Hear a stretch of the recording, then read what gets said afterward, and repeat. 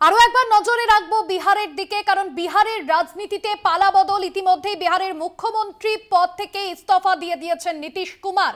এবং আপনাদের জানিয়ে রাখবো, প্রধানমন্ত্রী নরেন্দ্র মোদীর সঙ্গে ফোনে কথা হচ্ছে নীতিশ কুমারের, এমনটাই সূত্রের খবর। আজ আমি মুখ্যমন্ত্রী পদে ইস্তফা দিয়েছি, রাজ্যপালের হাতে ইস্তফাপত্র তুলে দিয়েছেন নীতিশ কুমার। পাশাপাশি তিনি বলেছেন বিধানসভা ভেঙে দিতে রাজ্যপালকে বলেছি। নরেন্দ্র মোদীর সঙ্গে ফোনে কথা বলেছেন নীতিশ কুমার। ইস্তফা দেওয়ার পর এমনটাই জানিয়েছেন নীতিশ কুমার। আজ বিকেল 4টেয় তিনি মুখ্যমন্ত্রী পদে শপথ নিতে পারেন, এমনটা এখনো পর্যন্ত সূত্র মারফত জানা যাচ্ছে। আজ আমি মুখ্যমন্ত্রী পদ থেকে ইস্তফা দিয়েছি, রাজ্যপালকে বলেছি বিধানসভা ভেঙে দেওয়ার জন্য, এমনটাই কিন্তু বলেছেন নীতিশ কুমার। তিনি ইস্তফা পত্র রাজ্যপালের হাতে তুলে দেওয়ার পর পাশাপাশি নীতিশ কুমার তিনি যেমনটা বলছেন, জোট গড়তেই ওরা ব্যস্ত, কাজই করছিল না, এমনটাই বলেছেন নীতিশ কুমার। তাই আমি জোট ছাড়ার সিদ্ধান্ত নিলাম, এমনটাই মন্তব্য করেছেন নীতিশ কুমার। আপনাদের জানিয়ে রাখবো, আগামী লোকসভা নির্বাচনে ইন্ডিয়া জোট, যে জোট বিজেপির বিরোধিতায় একেবারে ঐক্যবদ্ধভাবে কাজ করছে, সেই জায়গায় দাঁড়িয়ে এই জোটে যে একটা বড়সড় প্রভাব ফেলবে তা বলার অপেক্ষা রাখে না। জোট গড়তে ব্যস্ত ওরা, কাজ করছিল না, এমনটাই মন্তব্য করেছেন নীতিশ কুমার। নতুন জোটে যাব, তাই আমি জোট ছাড়ার সিদ্ধান্ত নিলাম, এমনটাই জানিয়েছেন নীতিশ কুমার। এবং রাজ্যপালকে বলেছি বিধানসভা ভেঙে দিতে, এমনটাও জানিয়েছেন নীতিশ কুমার। প্রধানমন্ত্রীর সঙ্গে ফোনে কথা হয়েছে তার, এমনটাই সূত্র মারফত জানা যাচ্ছে। আমাদের সঙ্গে রয়েছেন পলিটিক্যাল এডিটর আশিস চট্টোপাধ্যায়। আশিস দা, ইস্তফা দেওয়ার পর বিহারের মুখ্যমন্ত্রী নীতিশ কুমার তিনি যেমন জানিয়েছেন যে জোট গড়তে ওরা ব্যস্ত ছিল, কাজ করছিল না, পাশাপাশি প্রধানমন্ত্রীর সঙ্গে কথাও হয়েছে নীতিশ কুমারের। কথোপকথনে কি কি বিষয় উঠে এসেছে আশিস দা, কি জানা যাচ্ছে বিষয়? দেখো, কলকাতা টিভিতে আমরা গত দুদিন ধরেই যে খবর সবার আগে করছিলাম সেটাই শেষ পর্যন্ত সত্যি হলো। এবং এখন যেটা আমাদের কাছে খবর আসছে, নীতিশ কুমার নিজেই বলেছেন, তার কোট আনকোট নিজেই বলেছেন, today I have resigned as the chief minister and I have also told the governor to dissolve the government in the state. মুখ্যমন্ত্রী হিসেবে পদত্যাগ করলে অবশ্য কিছুটা স্বয়ংক্রিয়ভাবেই সরকারের পতন ঘটে, তিনি সেটাও বলেছেন। এবং তারপরে তিনি তার জোট সঙ্গী যাদের সঙ্গে তিনি জোট সরকার করেছিলেন, অর্থাৎ লালু প্রসাদ যাদবের দল আরজেডি, তার এবং কংগ্রেসের বিরুদ্ধে কিছু ইঙ্গিতপূর্ণ কথা বলেছেন। তিনি বলেছেন, the situation came because not everything was all right. I was getting views from everyone. I listened to all of them. Today the government has been dissolved. অর্থাৎ তিনি বলেছেন যে তিনি যে জোটে ছিলেন কংগ্রেস এবং আরজেডির সঙ্গে, সেই জোটে সবকিছু ঠিকঠাক চলছিল না, এরকম একটি ইঙ্গিত দিয়েছেন। কিন্তু স্পষ্ট কোনো অভিযোগ তিনি করেননি এবং তিনি পদত্যাগ করেছেন। এখন তিনি বিজেপির সাপোর্ট পাবেন এবং বিজেপির সমর্থন নিয়ে এবং নিজের সব বিধায়ককে ঐক্যবদ্ধ রাখতে পেরে রাজ্যপালের কাছে পরবর্তী সরকার গড়ার জন্য দাবি পেশ করবেন। এটার জন্য আমরা অপেক্ষা করতে পারি। এইটা খুব দ্রুত হওয়ার কথা।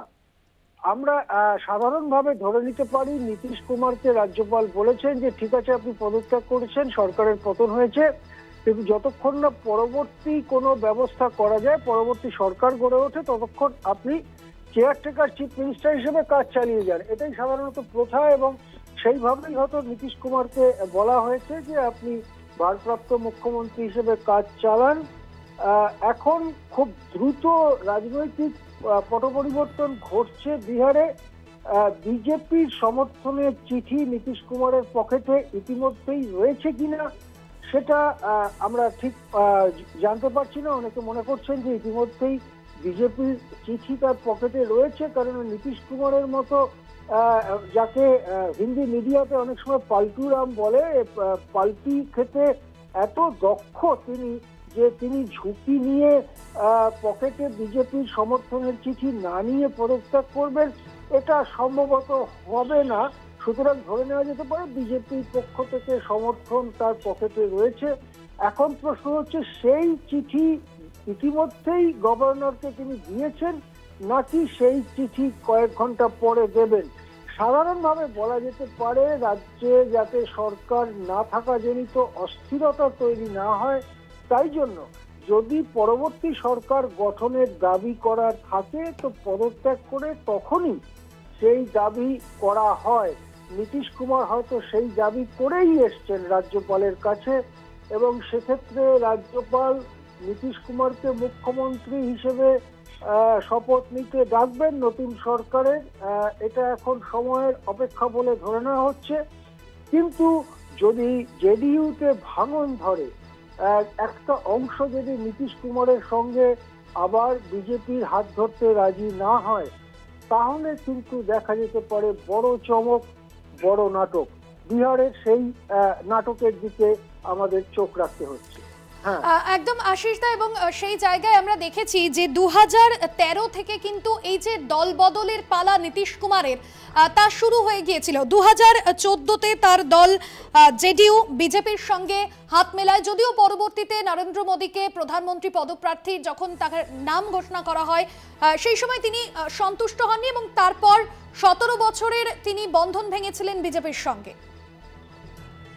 দেখুন, 2000 সালে প্রথম কয়েকদিনের জন্য মুখ্যমন্ত্রী হয়েছিলেন নীতিশ কুমার। তারপর থেকে এবার যদি হন তিনি 9 বার মুখ্যমন্ত্রী হবেন এবং এই যে এতবার মুখ্যমন্ত্রী হচ্ছেন সেটা তার মানে এই যে 45 বছর ধরে তিনি মুখ্যমন্ত্রী রয়েছেন, তার মানে হচ্ছে যে একটা জোট থেকে ভেঙে আরেকটা জোটে গিয়ে সংখ্যাটা বাড়ে। যেমন এই যে টার্মটা চলছে, 2020 সালে বিধানসভা নির্বাচন হয়েছে, 2020 সালে তিনি বিজেপির জোট সঙ্গী হয়ে বিধানসভা নির্বাচনে নেমেছিলেন এবং বিজেপি জেডিইউ মিলে গরিষ্ঠতা পায় এবং মুখ্যমন্ত্রিত্ব পান নীতিশ কুমার। তাহলে একটা হলো এই 20 সালের থেকে আজ পর্যন্ত। তারপরে 22 সালে তিনি বিজেপির সঙ্গ ছেড়ে লালু প্রসাদের হাত ধরেন, আবার মুখ্যমন্ত্রী হন। তাহলে দুটো হলো। আবার 24 সালে তিনি যদি লালু প্রসাদের হাত ছেড়ে বিজেপির হাত ধরেন তাহলে 3টে হলো। এইভাবে তার মুখ্যমন্ত্রী হওয়ার সংখ্যা বেড়েছে। 2000 সাল থেকে তিনি প্রায় 9 বার, এবার যদি হন তাহলে 9 বার মুখ্যমন্ত্রী হবেন। এবং একটা অত্যাশ্চর্য চরিত্র ভারতীয় রাজনীতিতে। গত শতকের 60-এর দশকে বলা হতো আয়ারাম গয়ারাম, তারপরে আমরা বাংলায় দলবদলু বলি, নানা রকম পাল্টিবাজ বলি। এনাকে নীতিশ কুমারকে হিন্দি মিডিয়াতে পাল্টুরাম বলা হয়। সুতরাং এতবার দল বদলে মুখ্যমন্ত্রী থাকার যে দক্ষতা, সেটা তো নীতিশ কুমারের মধ্যে দেখাই গেছে। সুতরাং আশা করা যায় তার পকেটে এবারেও বিজেপির সমর্থনের চিঠি রয়েছে, হয়তো তিনি সেটা গভর্নরকে ইতিমধ্যে দিয়েও দিয়েছেন।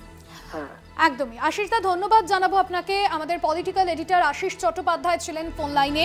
এবং আমরা যদি দেখি নীতিশ কুমারের তার জাতীয় রাজনীতিতে বর্ণময় চরিত্র, কারণ গত 10 বছরে একাধিকবার জোট সঙ্গী বদলেছেন তিনি। এই খবরেই থাকবো, তবে সময় এখন একটা বিরতির। ফিরে আসছি বিরতির পর, সঙ্গে থাকুন।